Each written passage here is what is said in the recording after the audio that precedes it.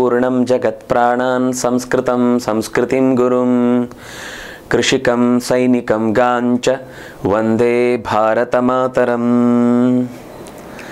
ಗುರುಗಳ ಶಿಷ್ಯನ ಸಂಬಂಧ ಅದು ಅವಿನಾಭಾವವಾದದ್ದು.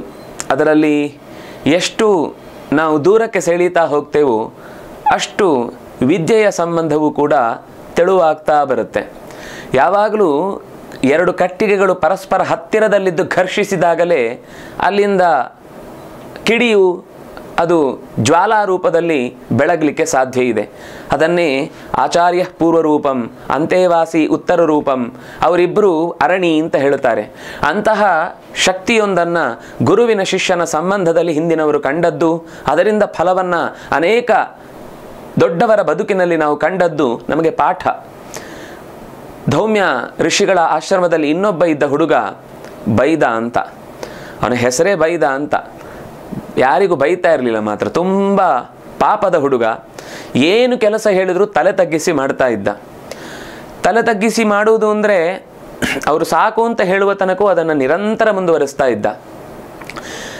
ಧೌಮ್ಯರು ಹೆಚ್ಚು ಗಮನ ಕೊಡಲಿಲ್ಲ ಮೊದಲು. ಯಾಕೆಂದರೆ ಅವನಲ್ಲಿ ಏನು ಆಸಕ್ತಿ, ನಾನು ಇಂಥದ್ದನ್ನು ಮಾಡ್ತೇನೆ ಅಂತ ಮುಂದೆ ಬಂದು ಹೇಳುವ ಪ್ರವೃತ್ತಿ ಇರಲಿಲ್ಲ. ಸಾಮಾನ್ಯ ಸಮಾಜ ಅಂಥವರನ್ನು ಅವರು ಏನು ಕೆಲಸ ಮಾಡಲ್ಲ ಅಂತ ತಾವೇ ತೀರ್ಮಾನ ಮಾಡಿ ಅವನಿಗೊಂದು ಪಟ್ಟ ಕೊಟ್ಟು ಬಿಡ್ತಾರೆ. ಅವನು ಉದಾಸೀನನೋ ಅಥವಾ ಇನ್ನೇನೋ ಇಂಟ್ರೋವರ್ಟೋ ಅಂತ ಏನೋ ಒಂದು ಹೆಸರು ಕೊಟ್ಟು ಸುಮ್ಮನೆ ಇರಿಸಿಬಿಡ್ತಾರೆ. ಆದರೆ ನಿಜವಾಗಿ ಅವನಲ್ಲಿ ತುಂಬ ಅಂತರಂಗದಲ್ಲಿ ಕಾಳಜಿ ಇತ್ತು, ವ್ಯಕ್ತಪಡಿಸುವ ಭಾವ ಇರಲಿಲ್ಲ. ಆದರೆ ಹೋಗ್ತಾ ಹೋಗ್ತಾ ಆತನಲ್ಲಿದ್ದ ನಿಷ್ಠೆ, ಗುರುಗಳು ಹೇಳಿದ ಕೆಲಸವನ್ನು ಬಿಡದೆ ಮಾಡುವುದು, ಇದನ್ನೆಲ್ಲ ಗಮನಿಸಿ ಬಹಳ ಸಂತೋಷ ಆಯಿತು. ಸಂತೋಷ ಆಗಿ ಅವನನ್ನು ಕರೆದು ಹೇಳುತ್ತಾರೆ, ಹುಡುಗ, ನಿನ್ನ ನಿಜವಾದ ಈ ಪ್ರವೃತ್ತಿ ಕೊನೆಯ ತನಕ ಹೀಗೆ ಇರುತ್ತೆ ಅಂತ ಅನ್ನೋದನ್ನು ನಾನು ಸುಮ್ಮನೆ ಪರೀಕ್ಷೆ ಮಾಡಿದೆ.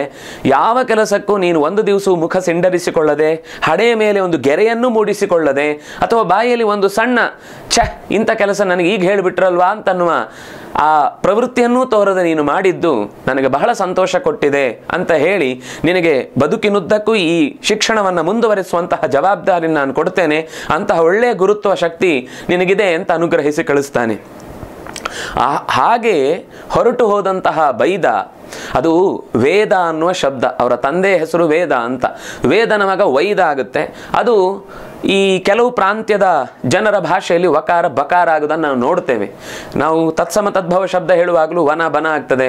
ಅದು ಚಕ್ರವರ್ತಿ ಇದ್ದದ್ದು ಚಕ್ರಬೋರ್ತಿ ಆಗುತ್ತೆ ಬೆಂಗಾಲದ ಭಾಷೆಯಲ್ಲಿ. ಅದು ವಂಗ ಅನ್ನುವ ಶಬ್ದ ಬಂಗಾಳ ಅಂತ ಆಗಿದ್ದನ್ನು ನಾವೆಲ್ಲ ಗಮನಿಸ್ತೇವೆ.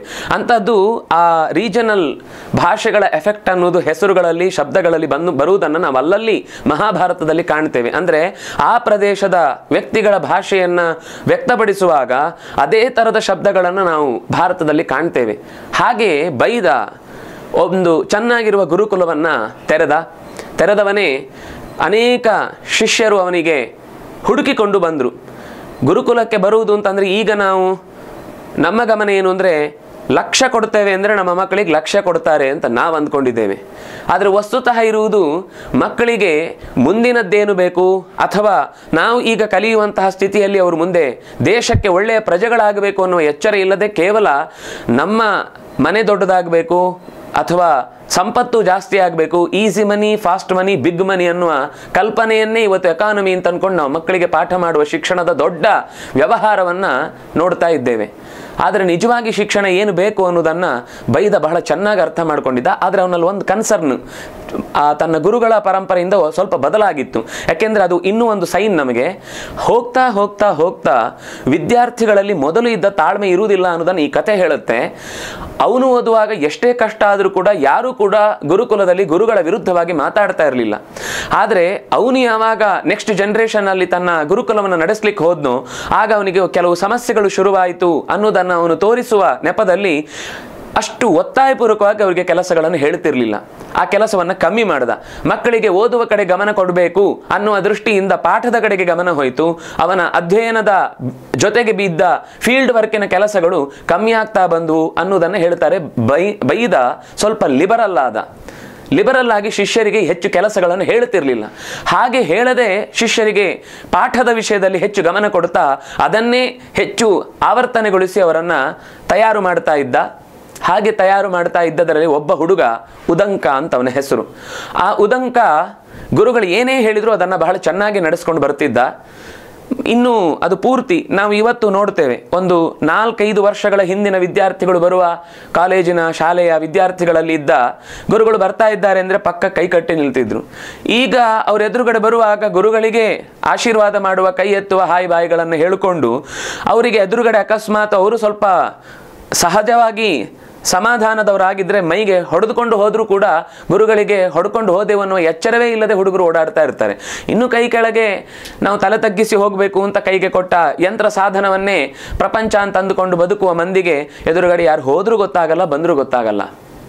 ಅಂಥದ್ದು ಒಂದು ಸಣ್ಣ ಬದಲಾವಣೆ ಬೈದನ ಗುರುಕುಲದಲ್ಲಿ ಆದಂತೆ ಈ ಉದಂಕ ಎಲ್ಲ ಕೆಲಸಗಳನ್ನು ಮಾಡ್ತಾ ಇದ್ದದ್ದು ಗುರುಗಳಿಗೆ ಇಷ್ಟ ಆಗ್ತಿತ್ತು. ಒಂದು ಸರ್ತಿ ಅವರು ಎಲ್ಲೋ ದೂರಕ್ಕೆ ಹೋಗಬೇಕಾಯಿತು. ಹೋಗುವಾಗ ಉದಂಕನಿಗೆ ಹೇಳಿದರು, ನಿನ್ನ ವ್ಯವಸ್ಥೆಯಲ್ಲಿ ಈ ಎಲ್ಲ ಗುರುಕುಲದ ವಾತಾವರಣ ಇದೆ, ನೀನು ನೋಡ್ಕೊಳ್ಬೇಕು, ಏನಾದರೂ ಹೆಚ್ಚು ಕಮ್ಮಿ ಆದರೆ ಅದಕ್ಕೆ ಬೇಕಾದ ಪರಿಹಾರವನ್ನು ನೀನೇ ಹುಡುಕಬೇಕು ಅಂತ. ಅವನು ಆಯಿತು ಅಂತ ಹೇಳ್ದ. ಹೋದವರು ತಿಂಗಳುಗಟ್ಟಲೆ ಬರದೇ ಇದ್ದ ಪರಿಸ್ಥಿತಿಯನ್ನು ನೋಡಿ ಗುರುಗಳ ಪರಿಸರದಲ್ಲಿದ್ದಂತಹ ಹೆಣ್ಣು ಮಕ್ಕಳು ಒಂದು ಸರ್ತಿ ಸುಮ್ಮನೆ ಅವನನ್ನು ಪರೀಕ್ಷೆ ಮಾಡಬೇಕು ಅಂತ ಹೇಳುವುದಕ್ಕೆ, ಗುರುಗಳ ಪ್ರತಿನಿಧಿ ಅಲ್ವ ನೀನು?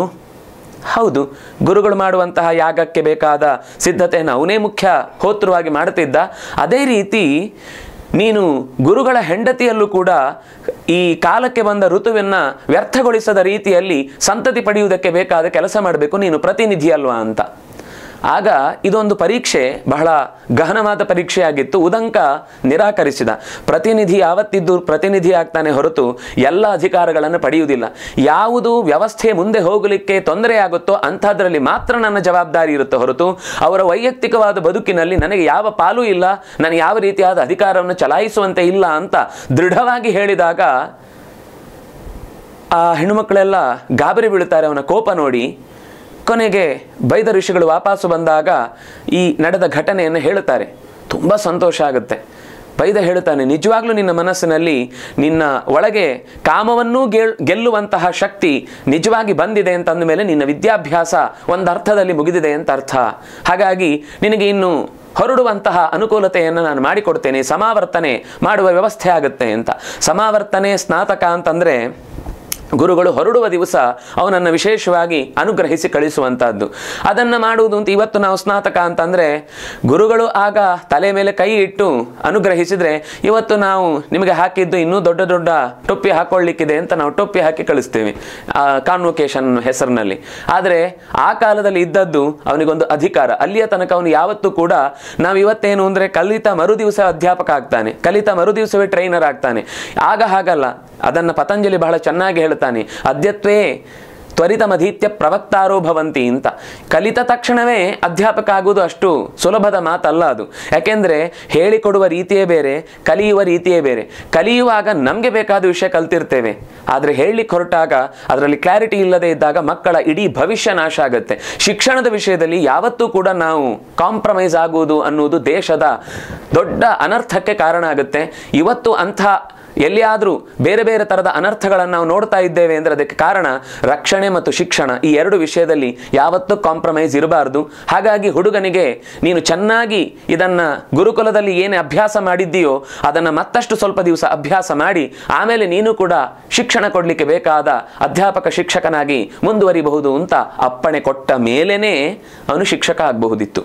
ಹಾಗೆ ಗುರುಗಳು ಅನುಗ್ರಹಿಸಿದರು. ಅನುಗ್ರಹಿಸಿ ಅವನು ಹೊರಡುವ ಮುನ್ನ ಅವನಿಗೊಂದು ಅಪೇಕ್ಷೆ ಬಂತು. ನಾನು ಗುರುಗಳಿಗೆ ಹೊರಡುವಾಗ ಏನೂ ಕೊಡಲಿಲ್ಲ.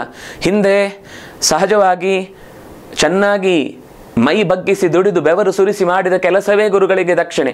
ಅದರ ನಂತರ ನಿಜವಾದ ಇನ್ನೊಂದು ದಕ್ಷಿಣೆ ಏನಂದರೆ ಕಲಿತದ್ದನ್ನು ನಾಪ್ರವಕ್ತರೇ ಪ್ರಬ್ರೂಯಾತ್ ಅಂತ ಆದೇಶ ಇರುತ್ತೆ. ಹೇಳದವನಿಗೆ ಹೇಳಬೇಡ ಅಂತ. ನೀನು ಹೇಳಿದ್ದನ್ನು ಇನ್ನೊಬ್ಬರಿಗೆ ಹೇಳ್ತಿ ಅಂತ ಆದರೆ ಮಾತ್ರ ನಿನಗೆ ಹೇಳಿದ್ದು ದಕ್ಕತ್ತೆ ಅಂತ. ಆ ದೃಷ್ಟಿಯಲ್ಲಿ ಶಿಕ್ಷಕನಾಗಿ ಒಂದು ಕೆಲಸ ಮಾಡ್ತೇನೆ, ಅದರ ಜೊತೆಗೆ ಇಲ್ಲಿಯ ತನಕ ಗುರುಕುಲದಲ್ಲಿ ಕೆಲಸ ಇಲ್ಲದೆ ಆರಾಮವಾಗಿ ನನ್ನನ್ನು 3 ಹೊತ್ತು ಅನ್ನ ಕೊಟ್ಟು ವಸತಿ ಕೊಟ್ಟು ಬದುಕಿಸಿದ್ದಕ್ಕೆ ಪ್ರತಿಯಾಗಿ ಏನಾದರೂ ಕೊಡಬೇಕು ಅಂತ ಅನಿಸ್ತಾ ಇದೆ, ನೀವು ಏನೇ ಹೇಳಿದರೂ ನಾನು ಮಾಡ್ತೇನೆ ಅಂತ. ಗುರುಗಳು ಹೇಳಿದರು, ಬೇಡ, ನಾನು ಅದಕ್ಕೋಸ್ಕರ ಯಾವತ್ತೂ ಪಾಠ ಮಾಡುವುದಲ್ಲ. ಶಿಕ್ಷಣ ಅನ್ನೋದು ನಮಗೆ ಅದನ್ನು ಕೊಡಬೇಕಾದದ್ದು ಜವಾಬ್ದಾರಿ, ಪರಂಪರೆಯನ್ನು ಉಳಿಸಬೇಕು ಅಂತ ಅನ್ನೋದು ನಮಗೆ ಹಿರಿಯರು ಕೊಟ್ಟ ಆದೇಶ. ಅದನ್ನು ಮಾಡ್ತಾ ಇದ್ದೇನೆ ಹೊರತು ನಿನ್ನ ದಕ್ಷಿಣೆಯಿಂದ ಪಡೆಯುವ ಜೀವನ ನಾನು ನಡೆಸಬೇಕಾದ ಅಗತ್ಯ ನನಗಿಲ್ಲ. ನಾವು ಕಾಡಲ್ಲಿರುವವರು, ನಿನ್ನ ದಕ್ಷಿಣೆ ತಗೊಂಡು ನಾನೇನು ಮಾಡಲಿ, ಯಾವ ಅಂಗಡಿಗೆ ಹೋಗಲಿ, ನನಗೆ ಅಂಥ ವಸ್ತುಗಳೇ ಬೇಡ. ನಮಗೆ ಬೇಕಾದ್ದೆಲ್ಲವೂ ಕೂಡ ಕಾಡಿನಲ್ಲಿ ಅನಾಯಾಸವಾಗಿ ಸಿಗುತ್ತೆ, ಅದರಿಂದಾಗಿ ಅದು ಬೇಡ ಅಂತ ಎಷ್ಟು ಹೇಳಿದರೂ ಅವನು ಒತ್ತಾಯ ಮಾಡ್ತಾನೆ. ಒತ್ತಾಯ ಮಾಡುವಾಗ ನನಗೇನು ಬೇಡ, ನಿನಗೆ ಬೇಕೇ ಅಂತ ಕೊಡಲೇಬೇಕು ಅಂತ ಅನಿಸಿದ್ದಿದ್ರೆ ನನ್ನ ಹೆಂಡತಿಯಾದಂಥವಳನ್ನು ಕೇಳು, ಅಂದರೆ ಆಗ ಗುರುಕುಲದಲ್ಲಿ ನಿನ್ನ ತಾಯಿಯನ್ನು ಕೇಳು ಅಂತ ಹೇಳುತ್ತಾನೆ. ಅಂದರೆ ಗುರುಪತ್ನಿಯಾದವಳು ಅಷ್ಟೂ ಜನ ಮಕ್ಕಳಿಗೆ ತಾಯಿಯಾಗಿ ತನ್ನ ಇಡೀ 12 ವರ್ಷದ ಮಕ್ಕಳ ತಂದೆ ತಾಯಿಯ ಜವಾಬ್ದಾರಿಯನ್ನು ಅವರಿಬ್ಬರೇ ಹೊತ್ತು ನಡೆಸ್ತಾರೆ. ಹಾಗೆ ಅವನು ತಾಯಿ ಹತ್ರ ಹೋದಾಗ ಒಂದು ವಿಚಿತ್ರವಾದ ಬೇಡಿಕೆ ಆತನ ಮುಂದೆ ಬರುತ್ತೆ. ಹಾಗೆ ಬಂದಾಗ ಅವನ ಜೀವನವೇ ಬದಲಾಗುವಂಥ ಒಂದು ಪ್ರಸಂಗ ಬರುತ್ತೆ. ಅದೇನು ಅಂತ ಮತ್ತೆ ಮುಂದಿನ ಬಾರಿ ಸೇರಿದಾಗ ನೋಡೋಣ. ನಮಸ್ಕಾರ.